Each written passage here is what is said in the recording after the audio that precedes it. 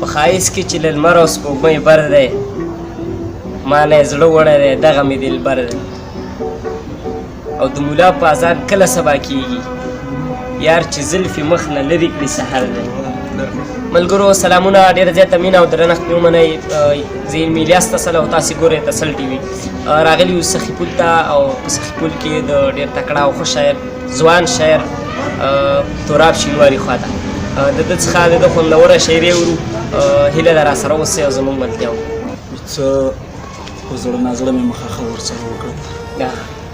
څه په زړه نازړه مې مخه ورسره وکړل او ما تر نیمې لارې بدرګه ورسره وکړله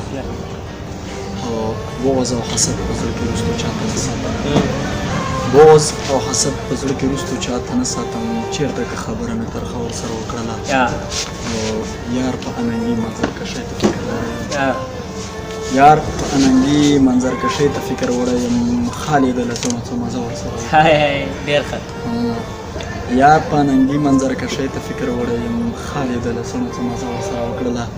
او چل د ملګرتیا دی خلک زده له دنګ چناره کوي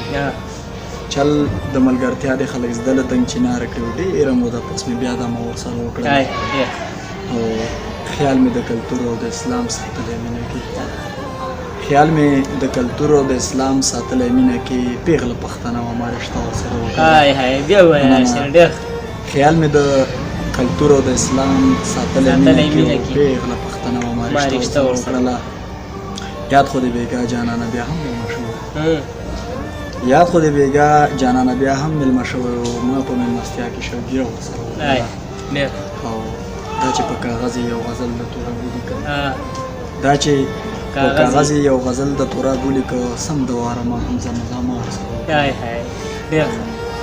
له خدایه ویره نه کوي په جار ځي او راځي له خدایه ویره نه کوي په جار ځي او راځي کوتر د امن وژني چې کوم خوار ځي او راځي او کبره کتل نه کوو عمل په حدیث وکړو کبره کتل نه کوو عمل په حدیث وکړو یقین وکړه چې پیغله به څنګه راځي او راځي او یو څه ناڅه پلمه د خپل راتګ لپاره ګوري یو څه ناڅه پلمه د خپل راتګ لپاره ګوري په ډېره ځیرکتیا دلته غیار ځي او راځي نو دا ځوان په لار جوټي وهي برباده کړو قسم دی دا ځوان په لار جوټي وهي برباده کړو قسم دی ساکي مه وایه داسې چې خمار ځي او راځي او سهار او مازدیګر کې سترګې ډکې او پښې املا سهار او مازدیګر کې سترګې ډکې او پښې املا اخ مور د خپل شهید زوی تر مزار ځي او راځي ډېره ښه دا بیا ووایه سهار او مازدیګر کې سترګې ډکې او پښې املا اخ مور د خپل شهید زوی تر مزار ځي او راځي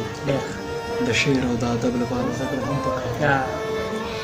د شعر او د ادب لپاره زده کړه هم پکار ده خیالونه به د ذهن ته کله راځي او راځي او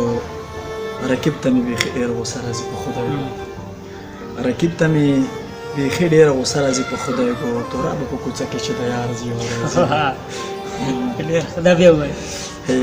رقیب ته مې بیخي ډېره غوسه راځي په خدای ګو تورابه په کوڅه کې چې د یار ځي او راځي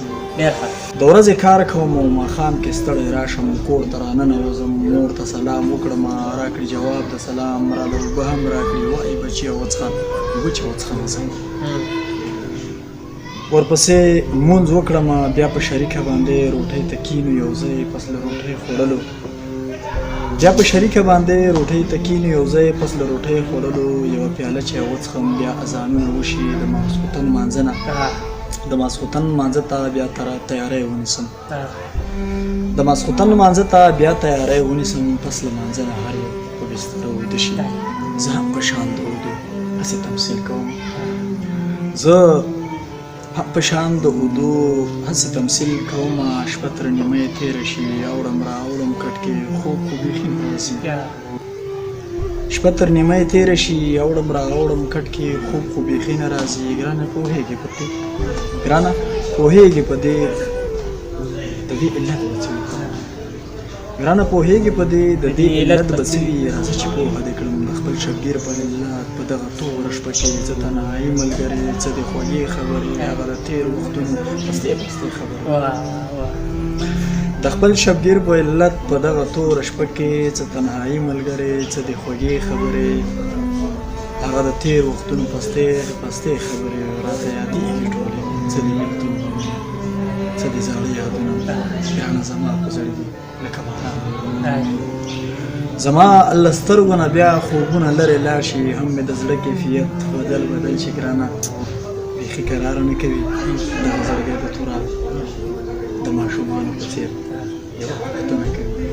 یوازې تا غواړم ډېره زیاته ډېر خوند مې وکړ تراب کور ودان